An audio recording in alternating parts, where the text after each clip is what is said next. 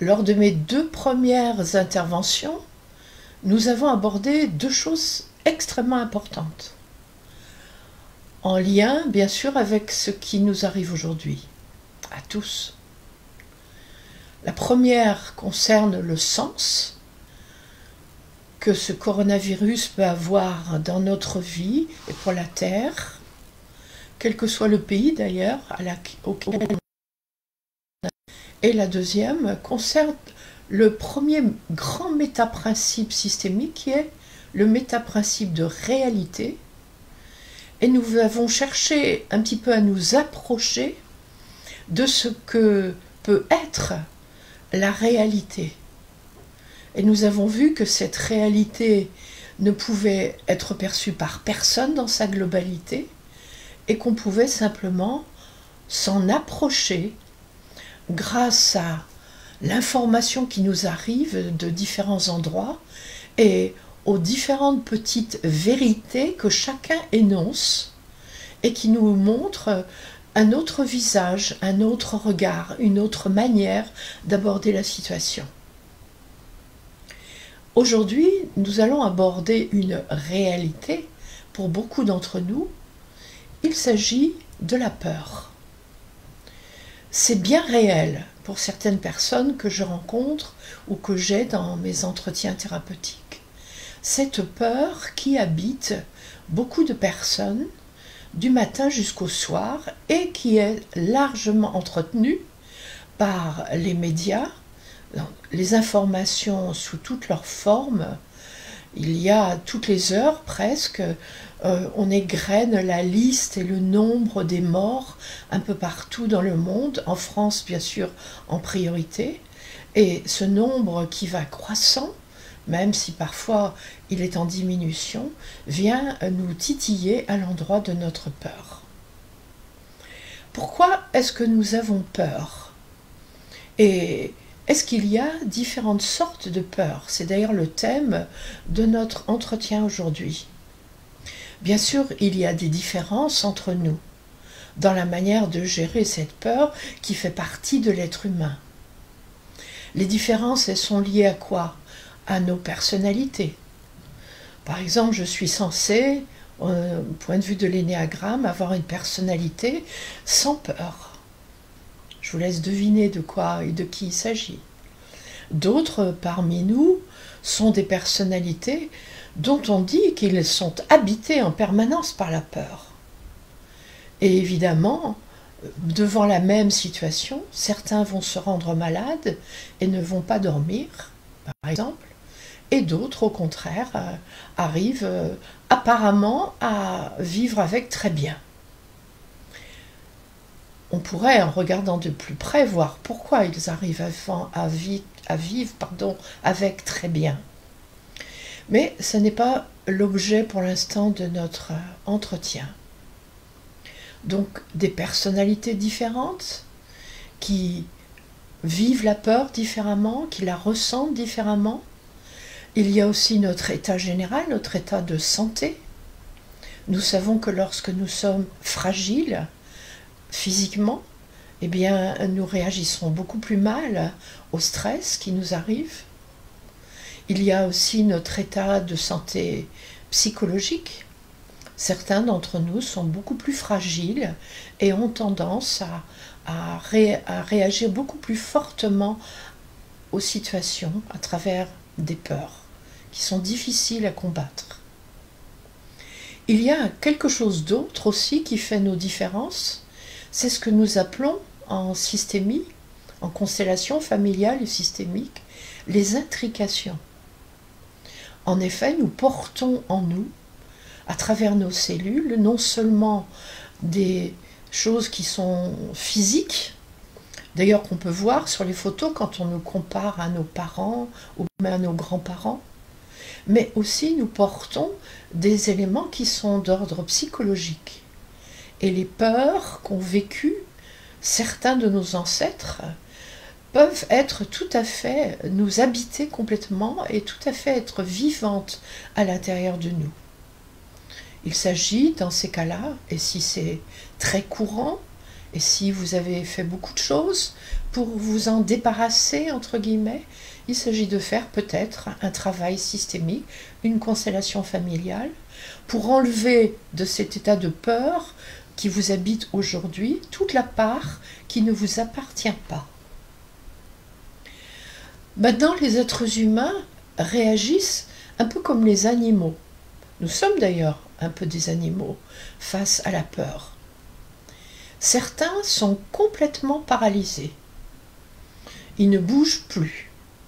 Ils restent enfermés, ça tombe bien, puisque nous en avons la consigne à la maison, et ils ne bougent plus, ils sont même incapables de faire quelque chose, même à la maison, quelque chose de constructif. Ils sont endormis devant leur télévision, endormis dans différentes activités, de manière à ne rien ressentir. Ils sont coupés complètement de leur ressenti, ils sont paralysés.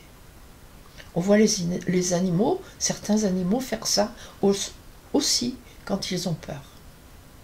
Pour d'autres, au contraire, c'est la fuite dans l'activité, l'hyperactivité même.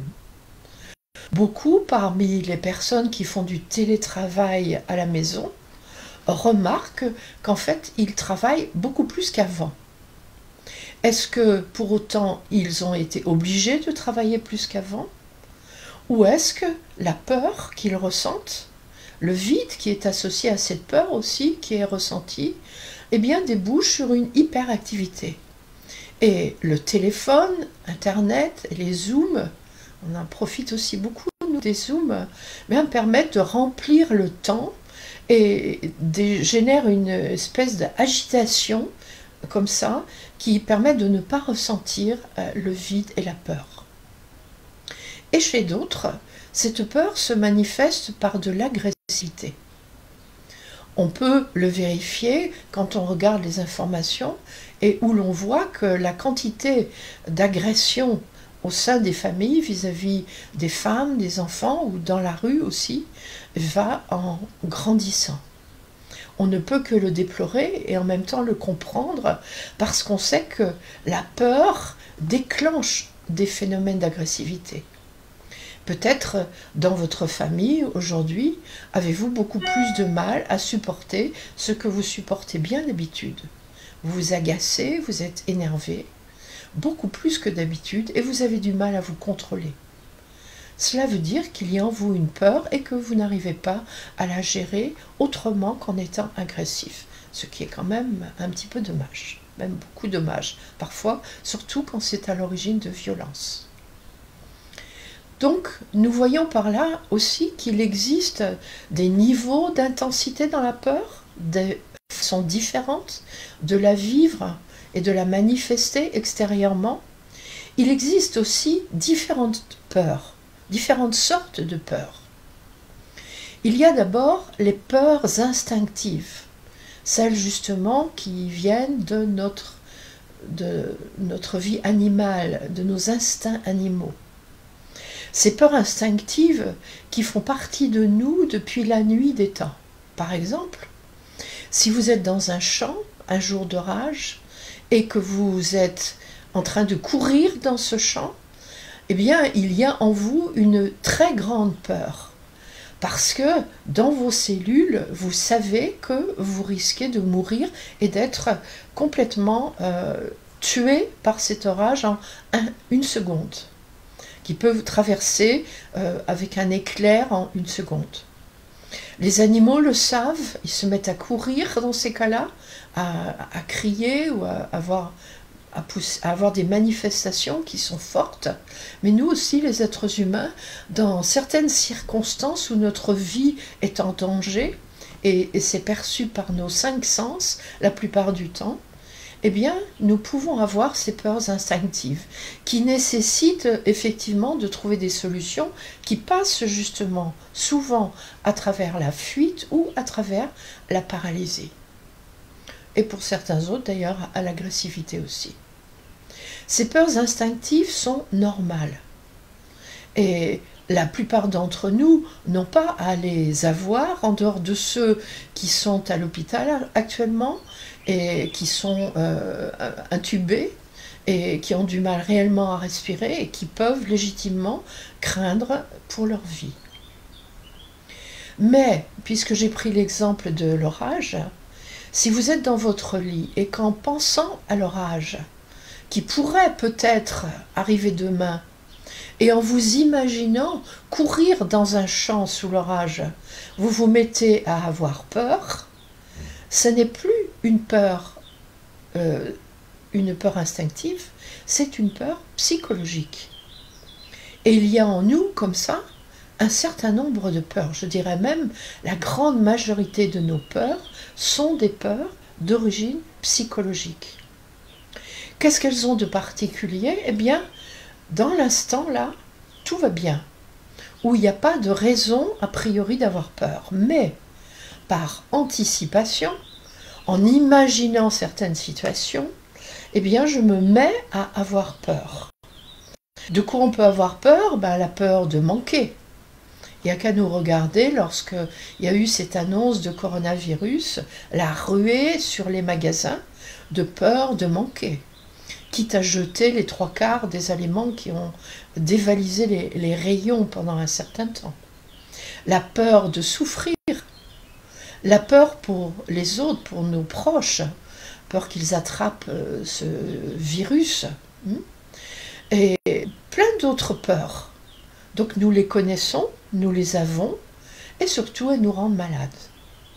Et le pire, c'est que nous les entretenons évidemment chaque fois que nous nous branchons sur la télévision, que nous écoutons les informations, et il y en a beaucoup, et certains les regardent un peu trop souvent d'ailleurs, eh bien elles viennent réactiver ce type de peurs psychologiques qui n'ont pas de raison d'être et qui peuvent vraiment être évitées, en tout cas traitées de différentes manières. Sur cette chaîne YouTube, sur la chaîne YouTube de la Libre Université du Samadeva, et là aussi sur ses pages Facebook, il y a régulièrement à cette heure-ci, tous les jours, des exercices qui vous sont proposés pour gérer vos peurs ou pour gérer tout autre désagrément que vous avez, autant physique que psychologique. Donc je crois que tout vous a été proposé ou vous est proposé chaque jour pour le traiter. Et la peur fait partie de ce que vous pouvez traiter, surtout si vous faites partie de ces personnes qui sont plus habituées par la peur que d'autres. À l'origine, en fait, de notre peur, qu'est-ce qu'il y a? Eh bien, il y a, d'une certaine façon, notre égocentrisme. Nous nous prenons pour le centre du monde. Comme si le monde entier se liguait contre nous et il pouvait être à l'origine de nos différentes souffrances et bien sûr de nos différentes peurs. Nous ne sommes pas le centre du monde. Peut-être que vous ne l'avez pas remarqué, mais actuellement, aujourd'hui en plus, le coronavirus nous enseigne que nous sommes même tous égaux sur la Terre aujourd'hui pour ce qui est de cette épidémie. Et quel que soit notre âge, même si les plus anciens ont peut-être un peu plus de risques, quel que soit notre niveau social, quel que soit notre sexe, tous, nous pouvons être atteints par ce virus. Il y a une forme d'égalité dans la mondialisation. Nous partageons même aussi les épidémies. Donc, cette peur, effectivement, que nous avons au niveau psychologique, on peut la comprendre, mais en même temps, tant que nous ne sommes pas directement en lien avec ce virus, en étant tombé malade, il n'y a pas de raison de continuer à l'entretenir. Les traits qui sont à l'œuvre, nos traits de caractère qui sont à l'œuvre en même temps que la peur, eh bien, c'est aussi la dépendance. La dépendance à ce que disent les autres, à ce que pensent les autres, qui nous influence tellement lorsque nous écoutons les informations ou que nous écoutons les voisins ou les gens qui nous téléphonent nous raconter des choses. Ça nous enlève notre discernement. Parfois, nous en manquons vraiment beaucoup. Quelqu'un nous parle avec des mots qui sont forts et qui sont justes, et tout d'un coup, ça nous bouscule intérieurement, fortement. Alors que nous étions là, tranquilles. donc la dépendance, eh bien, ça nous enlève cette part de discernement dont nous avons actuellement vraiment tous besoin. Il y a aussi l'avidité qui vient se mêler à la peur.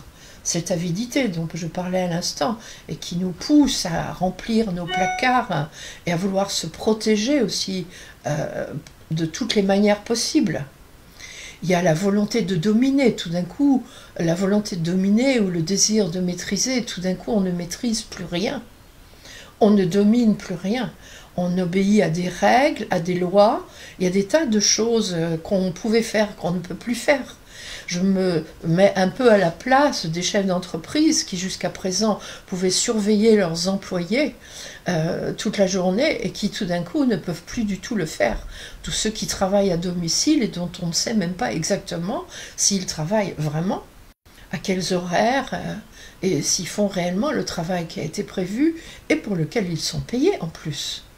Donc nos sentiments, nos désirs de maîtrise sont fortement mis à mal. Pour certains, ça peut même les rendre particulièrement agressifs ou réveiller une peur encore plus grande. Voilà. Et puis pour certains, il peut y avoir la paresse. La paresse, c'est pratique, hein. Quand on est enfermé et confiné comme ça, on peut se laisser aller à ce trait et ne plus rien faire du tout en justifiant de ne rien faire. Ce sont différentes réactions et peut-être que vous retrouverez les vôtres et peut-être qu'il y en a d'autres aussi, des réactions que je n'ai pas citées, il y en a sûrement et que vous connaissez. Il y a on a vu qu'il y a des raisons peut-être à ce coronavirus, en tout cas des raisons certaines, même s'il y en a d'autres, qui sont la perte du lien. Idriss Lahore nous le disait donc, et je vous le redisais au départ, perte du lien avec soi, avec les autres et avec le monde. Et on peut vraiment dire qu'aujourd'hui, de façon certaine, que c'est cette perte de lien qui provoque ce vide à l'intérieur de soi et qui est en partie à l'origine de cette peur. Il y a peut-être une peur dont nous pourrions prendre conscience davantage, qui est celle de ces grands rassemblements qui sont proposés aujourd'hui sur la Terre.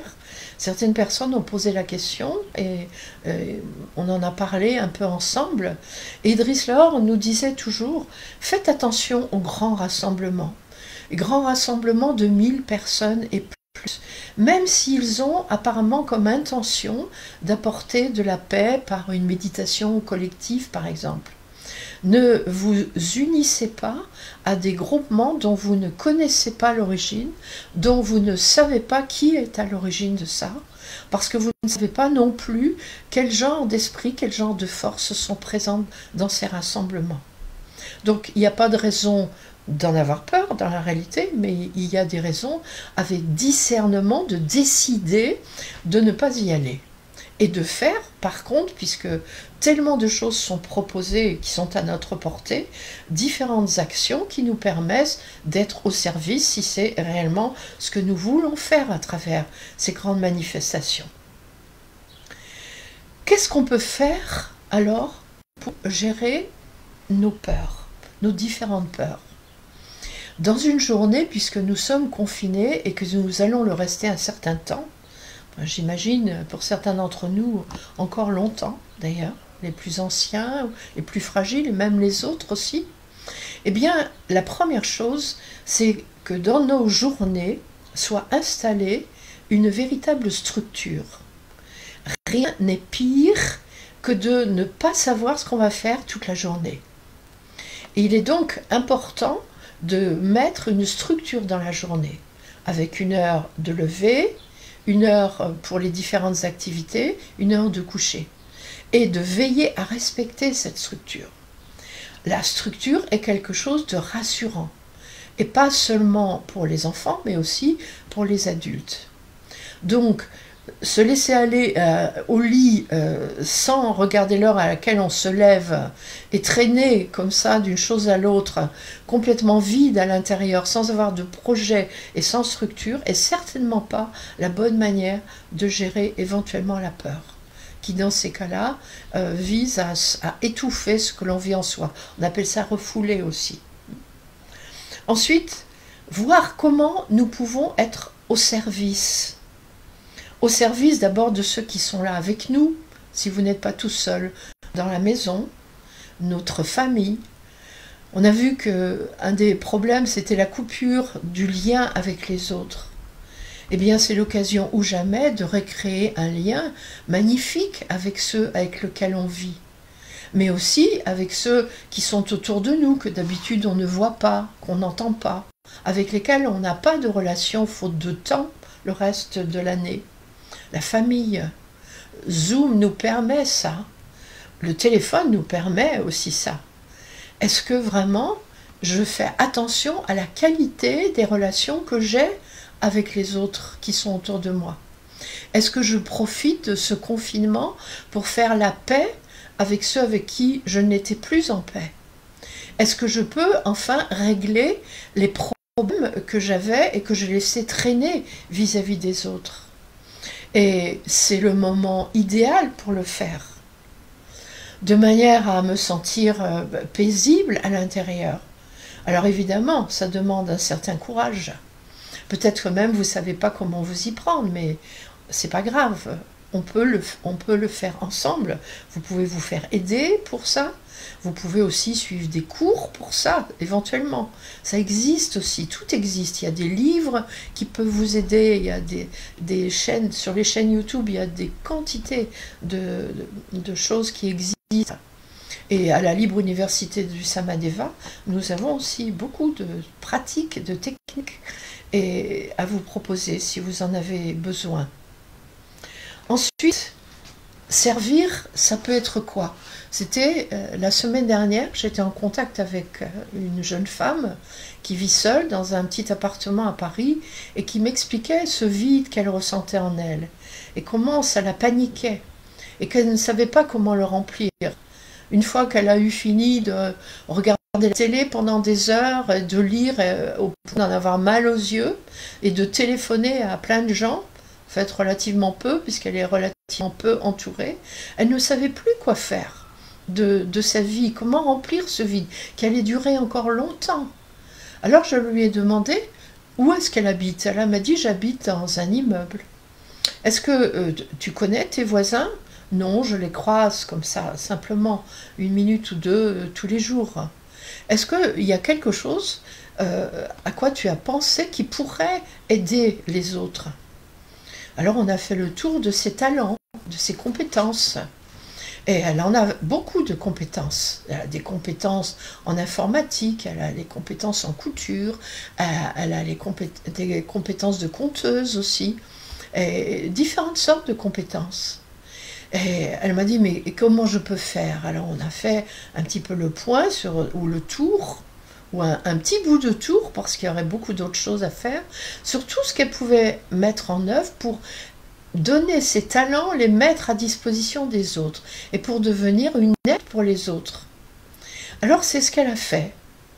Elle aime cuisiner, donc elle a fait un petit plat tous les jours en plus qu'elle va mettre en bas de son immeuble et qu'elle va donner à quelqu'un qui visiblement est en difficulté financière. Elle ne sait pas coudre, mais elle sait compter. Elle sait raconter des histoires. Elle a proposé à ses voisins, il y a beaucoup d'enfants dans son immeuble, de leur raconter des histoires. Et elle a fait ainsi une liste des choses qu'elle pouvait faire. Elle m'a donné des nouvelles quelque temps plus tard et elle m'a dit que ça avait complètement changé sa vie et qu'aujourd'hui quand elle se lève, elle le fait avec enthousiasme. Elle a oublié ses peurs et elle a mis quelque chose dans sa vie qui lui permet d'être en lien avec elle, avec qui elle est, avec ses talents, avec ses compétences, avec ce qu'elle a de beau et de grand en elle. Elle a pu se mettre en lien avec les autres d'une manière harmonieuse, enrichissante, bien sûr, parce qu'elle reçoit des autres, du coup, des signes de reconnaissance qui lui ont énormément de bien et qui lui manquaient vraiment beaucoup. Et bien sûr, elle fait attention, mais elle le faisait déjà, mais maintenant elle le fait encore plus, à la terre, à la qualité de ce qu'elle achète, de ce qu'elle mange, à la qualité de son environnement, des produits qu'elle utilise. Et elle essaye de faire passer cette information aussi autour d'elle. Et quand elle fait un plat pour quelqu'un, évidemment, elle ne donne pas n'importe quoi à manger, et elle veille aussi à la qualité de ce qu'il y a dans le plat qu'elle donne. Donc, en fait, dans la même situation de confinement, eh bien, cette personne est passée d'un état presque de dépression et de vide au point de vraiment être très très mal, en quelques jours, à un état de contentement, de satisfaction intérieure et de satisfaction réciproque dans la relation avec les autres. Et nul doute que lorsque le confinement sera terminé, elle aura créé avec ses voisins d'une toute autre nature et que sa vie, après, va changer. Ce que l'on peut faire aussi, c'est de s'incliner devant son destin. Là, ça rejoint un peu le principe de réalité dont nous avons parlé la dernière fois. S'incliner devant ce destin qui nous amène et qui nous apporte cette situation. Ce destin qui concerne le monde et ce destin aussi qui nous concerne nous personnellement. Il ne sert à rien de se sentir victime, nous ne sommes victimes que de nous-mêmes. Nous sommes victimes aussi de ce qu'ont fait nos ancêtres, puisque nous payons un peu le prix des erreurs qui ont été faites par d'autres, et qu'on sait que ces erreurs sont payées souvent par les plus jeunes et par les plus fragiles. Mais il y a une part dans ce qui nous arrive qui est notre part. Et nous avons une part de responsabilité à prendre dans la situation dans laquelle nous sommes, mais aussi une responsabilité, et là nous sommes libres de le faire, une responsabilité dans la manière dont nous réagissons à cette situation. Pas seulement obéir aux règles qui nous sont imposées, légitimement d'ailleurs, ce confinement, en tout cas en partie, mais aussi libre de la manière dont nous gérons notre temps à l'intérieur de ce confinement et dont nous gérons nos relations avec les autres. Et ça, personne ne peut nous l'enlever. C'est ce qui fait que nous sommes des êtres humains et pas des animaux. Il y a aussi deux autres peurs auxquelles certains d'entre nous peuvent être confrontés. Pas tout le monde, mais certains. Peut-être les avez-vous ressentis. Eh bien, ça peut être une peur, les spiritualistes, les religieux l'appellent comme ça, la peur de Dieu. La peur justement de ce quelque chose de plus grand qu'on ne sait pas nommer et qui est à l'origine de tout ça. Et cette peur peut effectivement nous habiter, c'est une peur qu'on appelle une peur sacrée. Parce que nous n'avons pas la réponse à ce type de peur, la seule chose que nous pouvons faire, c'est de nous incliner devant ces grandes forces avec humilité. Et il y a encore une autre peur sacrée, celle-ci qui est particulièrement active chez ceux qui ont commencé un travail de développement spirituel, de connaissance de soi et de développement spirituel. Lorsqu'on a décidé de devenir quelqu'un de bon, quelqu'un qui est un cadeau pour les autres, un cadeau pour le monde et pour lui-même aussi, évidemment, eh bien, il se peut qu'à certains moments, à force de s'observer et de regarder en nous tout ce qui nous en empêche, on appelle ça des traits de caractère, mais aussi ça porte d'autres noms, eh bien, il se trouve à certains moments qu'on ressente un état de nullité. Mais comment je vais réussir un jour à dépasser ces blocages qui m'empêchent d'être la personne bonne que je voudrais devenir? Et ce sentiment de nullité, il est aussi très difficile à vivre. Et on peut se dire, si je meurs demain, eh bien, est-ce que je vais réussir à dépasser tous ces obstacles, à dépasser ces limitations pour enfin être celle que je peux devenir? Est-ce que je ne vais pas mourir en étant aussi limitée et en ayant aussi peu fait de travail sur moi? Ce sont des moments importants dans un cheminement spirituel, mais ce sont des moments, heureusement, qui se dépassent, mais qui nous obligent, ou qui nous invitent plutôt, à continuer notre travail sur nous-mêmes en nous mettant avec humilité en face de ces grandes forces et de ce destin qui est beaucoup plus grand que nous. Et chacun fait à ce moment-là comme il peut, le mieux qu'il peut, avec tout son cœur, avec tout son être, avec toute son âme. C'est d'ailleurs la chose la plus intéressante et passionnante que nous ayons à faire dans une vie, c'est de faire ce travail de connaissance de soi pour décider, pour devenir quelqu'un de bien et pour vivre au meilleur niveau de nous-mêmes, pour être un cadeau pour les autres et pour le monde. Qu'est-ce qui nous reste d'autre d'ailleurs pour demain, pour que le monde de demain soit différent de celui d'aujourd'hui, pour que nous laissions à nos enfants et à nos descendants un monde dans lequel il fait bon vivre. C'est justement ce travail-là. Et il n'a pas raison d'en avoir peur. Au contraire, nous pouvons avoir aujourd'hui une motivation encore plus forte pour faire ce travail de reliance avec nous, avec les autres et avec le monde. Donc c'est ce que je peux nous souhaiter à tous.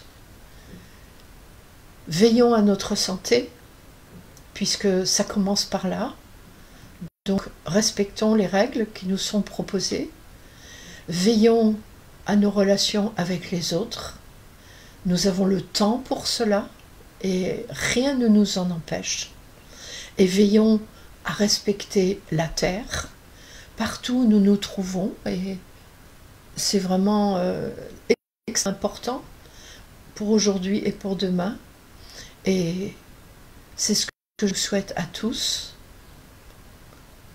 avec un grand plaisir de pouvoir vous retrouver bientôt pour poursuivre cette réflexion sur ce que nous vivons aujourd'hui et comment nous pouvons l'aborder avec les principes de nouvelle psychologie spirituelle.